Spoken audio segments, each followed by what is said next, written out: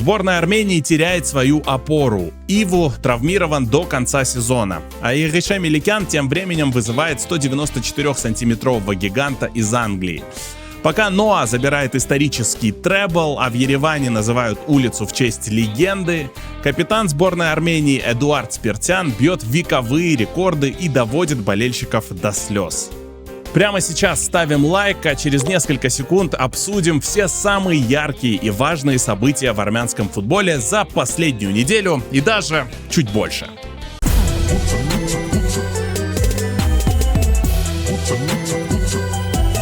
Вохчум барикамнер, вы на канале в бутсах, меня зовут Гарик Акопян, и это итоги недели, новый формат, где будем быстро и емко обсуждать все актуальные события в нашем футболе. Ну а станет ли этот формат регулярным, во многом зависит от вашей реакции. Не будем тянуть, давайте приступим. Егише Меликян огласил список легионеров на матче против Объединенных Арабских Эмиратов и Беларуси. В ростере 10 человек, и один из них заставил всех фанатов срочно гуглить английские молодежные команды. Фин Киракосян, 18 лет, рост больше 190 сантиметров, и, конечно, все внимание приковано к нему. Егише Меликян сказал о том, что это приглашение для того, чтобы попробовать какие-то новые варианты в атаке, и понятно, что это решение на вырост и на будущее, но Фин уже сейчас, честно говоря, показывает довольно высокий уровень, его уже подпускают к основной команде Сандерленда, ну а выступая за молодежный состав, он постоянно забивает или отдает. Одна из тех позиций, которой Армении не хватает очень остро и уже достаточно давно, я думаю, если попросить вспомнить рослого забивного нападающего, кто-нибудь, наверное, вспомнит Александра Карапетяна, но так или иначе, вот за последние годы действительно острая необходимость в таком нападающем была, и даже если помните, много было разговоров не только от Егише Меликяна, и от предыдущих главных тренеров сборной тоже, что команды, которые в чем-то были и слабее нас, выигрывали именно за счет того, что у них есть форвард именно этого толка. Сейчас у нас впереди образовался некий вакуум. Барсикян, как вы знаете, закончил карьеру в сборной. Ранос пока что стабильной игровой практики не получает. Лукас Селараян на паузе и, скорее всего, уже не вернется. Что будет с Артуром Мироняном с точки зрения его формы физической и насколько его будет использовать Егише Меликян, тоже большой вопрос. Допустим, про того же Элояна из чемпионата Армении было сказано, что ему нужно хорошенько пока поработать, чтобы заслужить место хотя бы, если не основного, то игрока ротации в атаке сборной. Эдгар Савикян тоже не вызван на ближайшие матчи. Справа, вероятнее всего, сыграют Нарек Григорян, Серопян и Бичахчан. Что касается Финна, не знаю, сколько времени ему выделит Егише Меликян, но абсолютно понятно, на какой позиции он будет играть. На позиции центрального нападающего, и с этим все наши надежды и связаны. В защите тоже есть интересное пополнение. Колумбийский защитник Арарат Армении Хосе Буэно получил паспорт и вызов в сборную. Егише Меликян подтвердил это в подкасте у Карена Рафаэляна на его YouTube-канале. С Буэно, конечно, тоже очень понятное решение. Ему 29 лет, в Армении с 2021 года. Егише Меликевич говорит, что ресурса критически не хватает, и это действительно так. Теперь у нас в защите, после того, как Ароян и Кализир закончили карьеры в сборной, остались только молодые ребята по 23-22 года. И, конечно, очень важно, чтобы возле них был опытный товарищ. И когда есть риск того, что защита рассыпется, в любой момент он может выйти на поле, или, кто знает, может быть, он и напрямую сможет выиграть конкуренцию. В любом случае, оборона сборной от этого должна стать, надежнее, насколько, посмотрим. Еще одна потеря. Тренер по физподготовке Хавьер Миньяно покинул сборную Армении спустя 7 лет работы. Уходит целая эпоха. Миньяно был в сборной с 2017 года, успел поработать при разных тренерах от Гюльбюдагянца и Капараса до Петракова и Меликяна, и для футболистов он был очень важным человеком, и также, наверное, таким вот примером европейского качества в сборной Армении. Я думаю, что вы его тоже видели, и в наших видео где-то попадал, и просто когда смотришь какие-то тренировки и записи на канале Федерации. Жаль, что ушел, но хорошо, что на повышение. Хавьер получил работу в Федерации футбола Испании и будет там рулить отделом развития талантов и координировать программы УЕФА и ФИФА. Что ж, к другим не менее важным новостям. Как я уже сказал, Иву вне игры до конца сезона. Главный разрушитель нашей сборной выбыл на несколько месяцев после операции. Ягишем Меликян в подкасте не скрывал разочарования. Конечно, он сказал, что очень расстроился. И замены, мы это и так с вами понимаем, объективно замены Иву нет. Срок восстановления вроде как 4 месяца, поэтому посмотрим. Может быть, к старту Лиги Наций уже будет готов. Кто заменит в товарищеских матчах Иву, давайте даже гадать не будем, посмотрим. Здесь есть не очень хороший, конечно, контекст, но при этом есть место для фантазии Шемеликовича. Можно пробовать разные варианты, но что касается уже матчей официальных, если Иву не успеет восстановиться, мне кажется, что здесь кто-то из наших ребят из чемпионата Армении должен будет попробовать закрыть опорную зону. А теперь официально выигрывает все. Они оформили исторически для себя требл, выиграв в Суперкубке Армении у Арарат Армении в серии пенальти. Основное время закончилось 1-1. Дальше очень драматичная и интересная серия пенальти, которая заканчивается в пользу Ноа. Но что будет в чемпионате Армении, конечно, большой-большой вопрос. Ноа набрал сейчас хороший ход, но при этом турнирная таблица пока что довольно сложная и не очень понятно, будут ли у них реальные шансы за то, чтобы побороться за чемпионство, а не только за второе место. А пожелать хочется, конечно, чтобы когда-нибудь, говоря об армянской команде, в том числе о Ноа, используя слово «требл», мы имели в виду в том числе какой-нибудь Еврокубок. Теперь в Ереване есть улица имени Никиты Симоняна возле стадиона Граздан, и это очень хороший и правильный жест. Вообще, своевременных жестов внимания и любви к Никите Павловичу в последние годы из Армении было, как мне кажется, недостаточно. И назвав в его честь улицу, наверное, не все можно исправить. Но, с другой стороны, очень важно, что этот человек, легенда абсолютно мирового масштаба, которая очень многое сделала в первую очередь для Армении, легенда этого масштаба, подарившая чудо, должна быть как-то зафиксирована в географии нашего города. А теперь в рубрике «Как там наши?» посмотрим, как дела у наших игроков в зарубежных чемпионатах. Мои дорогие мои, где мой красавчик? Где мой красавчик?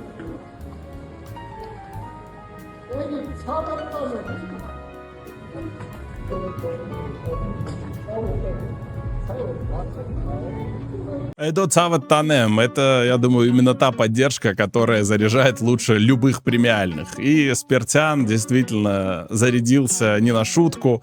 В последнем матче против Сочи он оформляет дубль и главным образом забивает уже в компенсированное время после пенальти и тем самым дарит победу своей команде. Вообще, один из лучших матчей для Спиртяна. Оценка 9 от Софаскор, 5 ключевых передач и, конечно же, как следствие, титул игрока матча. Очень крутой результат. И вообще, исторические рекорды в этом сезоне Эдо поддаются все легче. Он стал первым игроком в истории РПЛ, который 2 сезона подряд забивает и отдает по 10. То есть 10 плюс 10. Промежуточный результат этого сезона — это 24 результативных действия в 20 матчах. Это, конечно, какая-то запредельная статистика. И, наверное, эта статистика должна вести к чему-то большему, тема, к которой мы всегда возвращаемся. Посмотрим, может быть, из Барселоны или хотя бы Лица кто-то будет звонить с более конкретными предложениями летом. Про Наира Тикнезяна более подробно будем говорить в следующем видео. Там речь будет идти о трансферах, о состоявшихся и не состоявшихся трансферах этой зимы и историях, которые стоят за ними, поэтому обязательно посмотрите, не пропустите, в том числе это касается и перехода Степа Макарчана, наверное, вообще в первую очередь. Но за Наира и в этом выпуске можем порадоваться. Его Цервена Звезда уверенно идет к чемпионству, и Наир все более и более уверенный и весомый вклад в игру команды вносит. Не так давно он забил свой первый мяч, и это, конечно, настоящий гол-красавец. Генрих Мхитарян, судя по всему, продлит контракт с Интером еще на сезон. В Интере вообще у многих игроков заканчивается контракт летом, но ни с кем, кроме Генриха, его вроде как продлевать не собираются.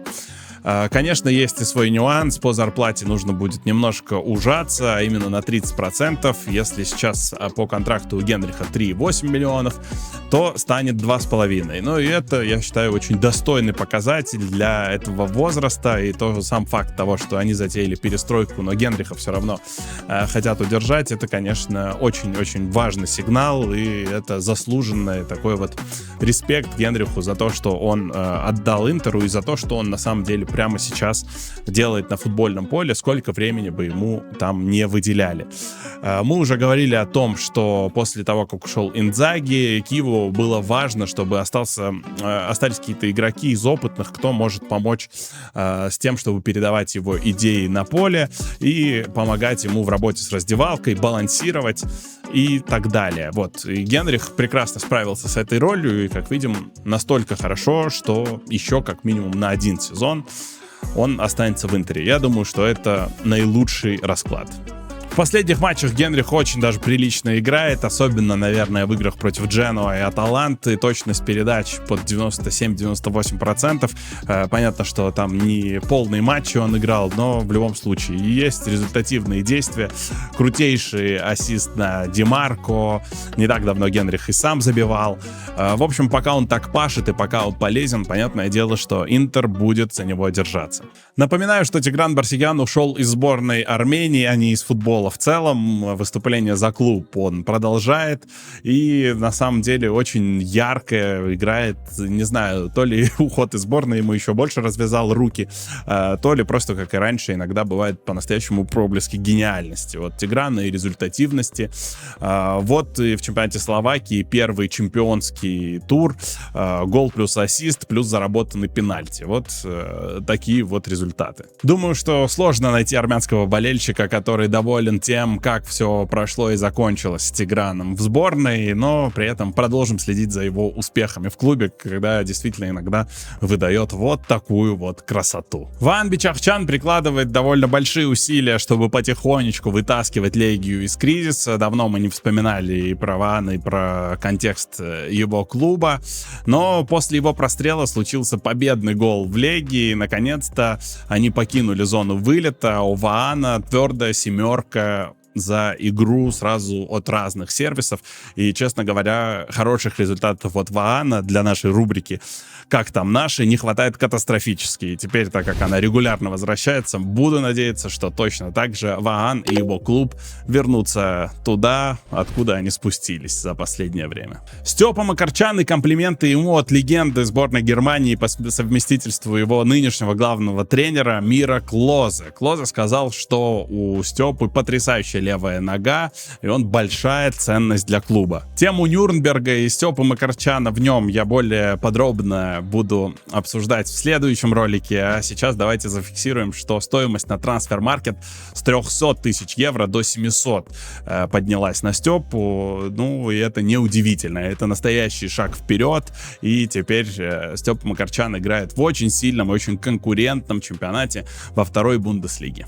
Ну и отметим еще одно замечательное действие от Фина Киракосяна. Его Сандерленд выигрывает 5-2 у Лидса. Фин выходит на замену и отдает замечательный ассист. И это уже 7-я победа подряд для его команды. Парень, что называется, в огне.